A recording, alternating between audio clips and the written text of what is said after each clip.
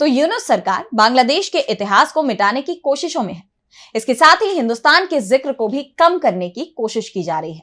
इसके लिए यूनुस सरकार सरकारी स्कूलों की टेक्स्ट बुक में बदलाव कर रही है।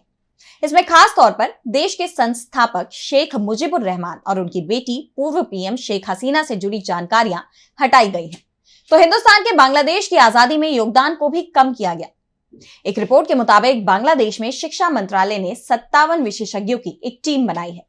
इसी टीम ने 441 स्कूली किताबों में बदलाव किए। ये किताबें प्राइमरी, सेकेंडरी और हायर सेकेंडरी स्कूलों में इस्तेमाल की जाती हैं।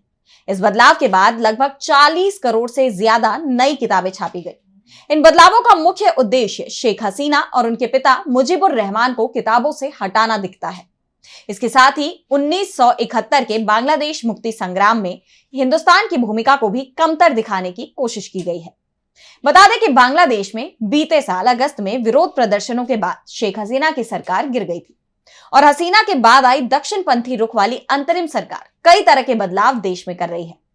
पाठ्यक्रम में बदलाव भी इसी कड़ी का एक हिस्सा है। एक तरफ यूनुस सरकार शिक्षा व्यवस्था में बदलाव कर रही है, तो उन्हें हटाने की भी कोशिश बांग्लादेश में शुरू हो गई है।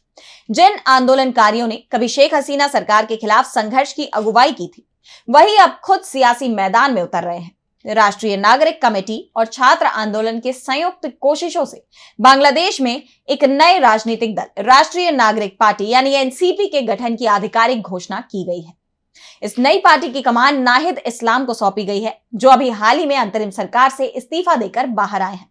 उन्हें पार्टी का मुख्य संयोजक बनाया गया है, जबकि राष्ट्रीय नागरिक कमेटी के सदस्य सचिव अख्तर हुसैन को महासचिव का पद दिया गया।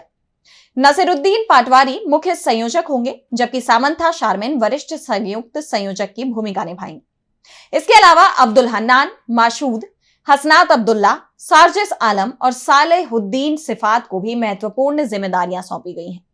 बांग्लादेश में इस नए राजनीतिक दल का उभरना शेख हसीना की पार्टी के लिए किसी बड़ी चुनौती से कम नहीं होगा।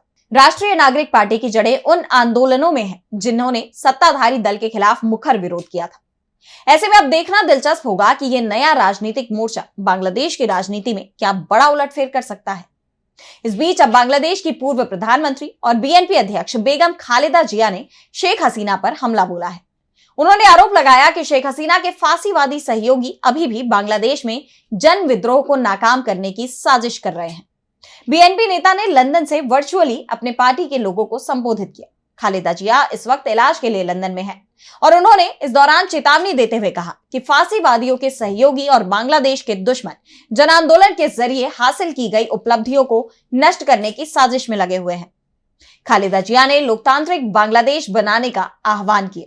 उन्होंने पार्टी नेताओं और कार्यकर्ताओं से किसी भी षड्यंत्र का मुकाबला करने के लिए जनता के साथ एकजुट होने की अपील की।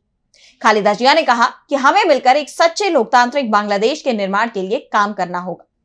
हालांकि लोकतांत्रिक बांग्लादेश की बात करने वाली खालिदा जिया पहले कट्टरपंथी और पाकिस्तान परस्त जमाते इस्लामी बांग्लादेश के साथ मिलकर सरकार बना चुकी है। जमाते इस्लामी बांग्लादेश को इस्लामी मुल्क बनाना चाहती है